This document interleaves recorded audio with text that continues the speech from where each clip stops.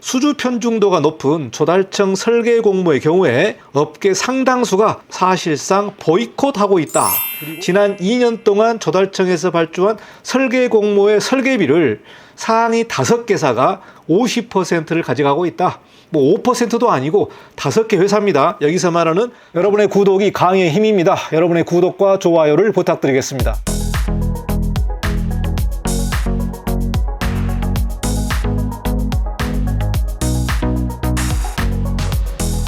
네, 안녕하십니까. 이관용 건축사입니다. 이번 시간은 공공건축 설계 불신의 늪 2부를 시작하도록 하겠습니다. 이번 주제는 5개 회사가 조달청 발주가 하는 설계 공모에 설계비의 50%를 가져간다는 좀 충격적인 통계 뉴스를 가지고 여러분과 같이 공공건축 설계 불신의 늪 2부를 시작하도록 하겠습니다. 현재 이 상황이 대한민국의 현실이고요. 또 30대, 40대에서 건축사 사무소를 오픈해서 공공현상에 참여를 하실 분들은 현재 현상 설계판이 이렇게 돌아간다는 부분을 냉정하게 받아들이면서 준비하시고 대비하시기 바라겠습니다. 그러면 본 영상은 대한경제신문을 중심으로 해서 제가 영상을 만들고 있습니다. 2025년 5월 28일 대한경제신문에서 이 기사가 나왔는데요.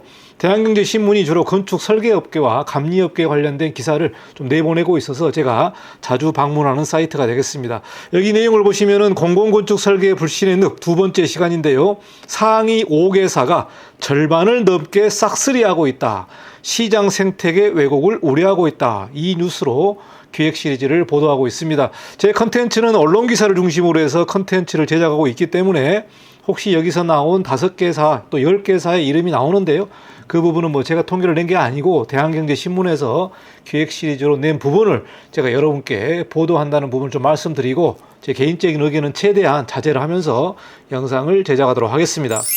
대한경제신문의 기사를 좀 요약해서 살펴보도록 하겠습니다. 조달청 설계 공모를 분석해서 이 기사를 작성을 했는데요. 설계사들이 공공현상에 등을 돌리고 과소 경쟁이 일상화되고 있다. 중소규모나 또 신생건축사 사무소의 진입장벽이 더욱더 높아지고 있고요. 업계에서는 공정성과 신뢰성을 회복을 못하면 품질 저하로 국제 무대 고립을 자초하고 연간 수주 상한제 같은 이러한 대책도 절실하게 필요하다. 이 부분을 말하고 있습니다. 그러면 구체적으로 대한경제신문에서 조달청 설계 공모를 분석한 자료를 좀 살펴보도록 하겠습니다. 본 분석 자료는 나라장터 조달 데이터 허브를 중심으로 해서 2023년 1월부터 2024년 12월까지 그러니까 2년간의 데이터를 분석한 자료를 보도하고 있습니다. 대한경제신문에서 이거를 보도를 하고 있는데요. 여기서 보시면은 최근 2년간 조달청 심사대행 설계 공모 수주 상위사 현황을 보니까요. 여기서 이제 10개 회사를 중심으로 해서 분석을 했습니다. 지난 2년 동안에 조달청에서 발주한 심사대행 설계 공모 수주 상위사 현황, 그러니까 어느 회사가 얼마나 수주를 했는지 그 부분을 분석을 하고 있는데요. 여기서 순위를 좀 살펴보도록 하겠습니다. 길종합건축사 사무소 ENG가 당선 건수가 28건이고요. 수주액 합계가 362억 원입니다. 362억 원. 자, 362억 원은 전체 수주액 대비 비중이 16.3%를 차지하고 있습니다. 16.3%. 2위는 건축사 사무소 에스파스인데요. 21건이 당선을 했고요. 271억 원, 12.2%. 3위는 DMB 건축사 사무소 14건을 당선을 했고요. 221억 원의 설계 수주를 했습니다. 9.9%의 비중을 차지하고 있고요. 4위는 해안종합건축사 사무소 3건을 당선을 했는데 설계비는 141억 원입니다. 6.3%를 차지하고 있습니다. 해안종합 같은 경우는 당선 건수가 아주 작지만 설계비가 크기 때문에 대형 건축사 사무소는 좀 덩치가 큰 현상 설계에 참여하고 있다는 부분을 우리가 통계로 좀 알 수 있을 것 같습니다. 한들종합 건축사 사무소 14건인데요. 121억 원, 전체 수주액에 대비해서 5.5%를 차지하고 있습니다. 여기 상위 5개 회사가 나와 있는데 2년간의 조사를 분석을 해보니까 상위 5개사가 전체 수주 건수의 33.8%를 수주를 하고 있다. 이 분석이 나와 있고 여기서 금액을 보도록 하겠습니다. 전체 수주액을 보니까 50.2%를 차지하고 있습니다. 지난 2년 동안 조달청에서 발주한 설계 공모의 설계비를 상위 5개사가 50%를 가져가고 있다. 5%도 아니고 5개 회사입니다. 여기서 말하는 5개 회사가 전체 설계비의 50%를 가져가고 있다는 부분을 통계로 말하고 있습니다. 그리고 6위는 해마종합인데요. 87억 원, 3.9%를 차지하고 있고요. 행림건축이 4건으로 77억 원, 3.5%, 그리고 종합건축사무소 림 9건인데요. 76억 원이 되겠습니다. 3.4%를 차지하고 있고요. 종합건축사무소 선기획이 7건으로 72억 원, 3.2%고요. 마지막 ISP 건축사무소 5건으로 67억 원입니다. 그리고 3%를 차지하고 있는데, 여기 상위 10개사로 우리가 그 내용을 확대를 해보면 전체 수주 건수의 47.3%를 가져가고 있습니다. 그러니까 상위 10개 회사가 전체 설계 물량의 50% 정도를 당선을 하고 있고요. 그 수주액을 보니까 무려 67.3%를 차지하고 있습니다.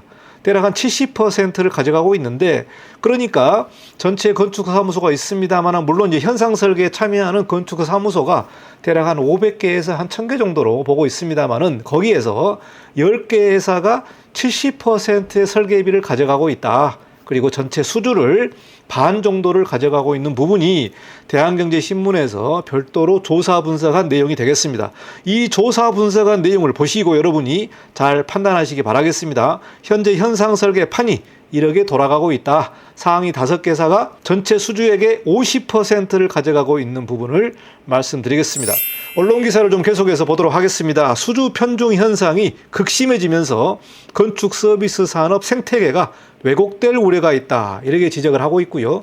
이들 공모에 책정된 설계비 총액은 2,223억 8천만 원 정도가 됩니다. 그러니까 대략 2,224억 정도로 우리가 보고 있는데, 여기에서 조달청이 지난해부터 업무를 위감받은 한국토지주택공사 즉 LH 수요의 공동주택 설계 용역 집행부는 제외한 치수기 때문에 LH 수요까지 포함을 시킨다면 그 금액이 어마어마하게 증가될 것으로 보고 있습니다. LH 같은 경우는 주로 이제 아파트 단지 설계, 아파트 설계이기 때문에 그 규모가 단일 건축물보다는 엄청난 설계비가 나오기 때문에요. 아마 더 많은 금액이 조달청에서 발주할 것으로 보고 있습니다. 언론 기사를 보면은 이 중에 길종합건축사무소 ENG, 이하 길건축은 28건의 설계 공모를 거머쥐면서 2년 연속 1위 업체의 자리를 지켰다. 2년 연속 1위 업체의 자리를 지켰다. 이렇게 보도를 하고 있습니다. 최근 2년간 소위 조달청의 강자로 자리매김한 이들 상위 5개사의 수주액은 전체의 50.2%에 달한다. 그러니까 5개 회사가 전체 물량의 50%를 가져가고 있기 때문에 이 수주 편중 현상이 갈수록 극심해지고 있다. 이런 분석이 나와 있습니다. 상위 10개사를 합쳐보면 67.3%로 상위권 쏠림 현상이 아주 심화되고 있다는 부분을 보도를 하고 있는데요. 거꾸로 얘기하면은 나머지 30%, 이 30% 설계비를 가지고 수많은 업체가 경쟁을 하고 있고, 그 중에서도 아마 80%, 90%는 낙선의 고배를 마시고 있지 않나, 그런 생각이 듭니다. 언론 자료를 이어서 계속 분석해 보면은 대한경제가 최근 3년, 그러니까 2022년부터 2024년간 전국에서 집행된 설계 공모가 3,278건을 자체적으로 분석을 했습니다. 그래서 지역별 상위 10개사가 수주한 설계비 비중은 광주가 66.1%, 전북이 58.7%, 충북이 50.3%, 전남이 49%, 울산이 45%, 대전 43%, 경기 34.8%, 서울이 34.7%, 제주가 32.7%, 이렇게 집계됐습니다.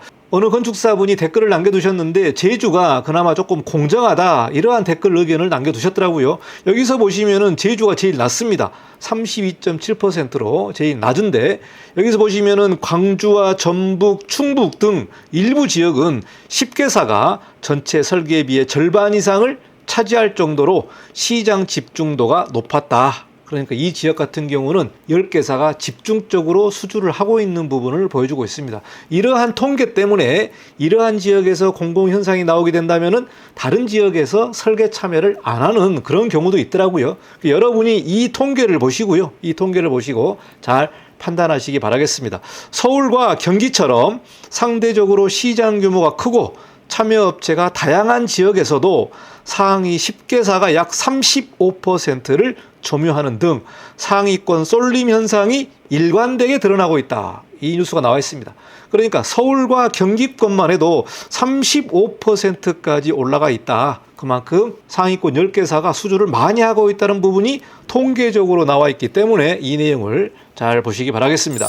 업계 의견들을 좀 보도록 하겠습니다. 중소건축사사무소 A사 대표는 수주 편중도가 높은 조달청 설계 공모의 경우에 업계 상당수가 사실상 보이콧하고 있다. 그리고 과소 경쟁이 일상화됐다. 이 뉴스가 나와 있는데 참으로 현장의 목소리를 정확하게 보여주고 있는 것 같습니다. 앞서 말한 대로 특정 지역에서 특정 업체들이 많이 당선을 한다면은 이 부분은 공모가 나오더라도 업계 상당수가 사실상 보이콧하고 있다. 자, 이럴 경우라면 이게 과연 공공현상 공모의 취지가 맞는 것인지 다시 한번 좀 우리가 살펴봐야 될 부분이 되겠습니다. 그리고 반대로 비교적 공정하다고 여겨지는 서울시, 파주시, 경기교육청 공모에는 수십 개의 업체가 몰리고 있다. 그러니까 공정하다고 판단이 되면은 많은 업체들이 이 지역에 몰려서 경쟁률이 80대 1, 90대 1까지 올라가고 있는 상황이 현재 공공현상의 상황이 되겠습니다. 그리고 이 부분은 중소규모와 신생건축사무소의 진입장벽이 아주 높아지고 있다는 부분을 단적으로 보여주고 있는 부분을 말하고 있습니다. 그리고 중견건축사무소 B사 임원은 실질 당선이 몇몇 상위사에 반복적으로 돌아가는 구조가 굳어지면서 중소설계사의 상장 여지는 갈수록 줄어들고 업계 전반의 다양성도 약화되고 있다. 이런 지적을 하고 있습니다. 그러니까 상위 5개사가 50%를 가져가고 있기 때문에 이 부분은 정말 몇몇 상위사가 반복적으로 당선을 하고 있다. 이러기 때문에 신생업체들이 들어갈 다양성도 많이 약화되고 있다는 부분을 말하고 있고요.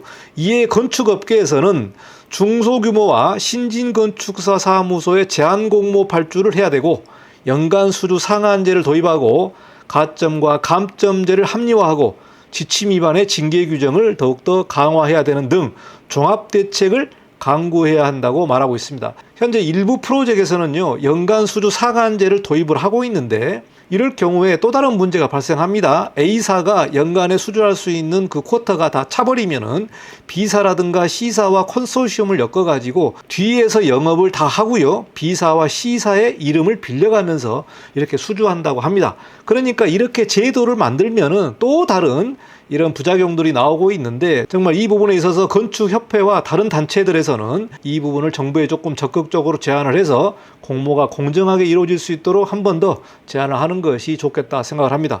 건축 설계업계 관계자는 공모의 공정성과 신뢰성을 회복하지 못하고 방치한다면 국내 시장의 활력이 급격히 떨어지는 것은 물론 품질 저하로 국제 무대에서의 고립을 자초하게 될 것이다. 이런 지적을 하고 있습니다. 지금 민간 시장이 너무나 죽었기 때문에 많은 사무소가 공공현상 설계에 참여를 하고 있습니다. 그러나 한두 번 참여해보고 당선을 못하면은 이제 포기하는 분도 계시고 계속해서 현상 설계를 참여하시는 분들이 계시는데 정말 공모가 정당하게 이루어지는지 또 신뢰성이 있는지 이 부분을 여러분이 잘 아실 겁니다.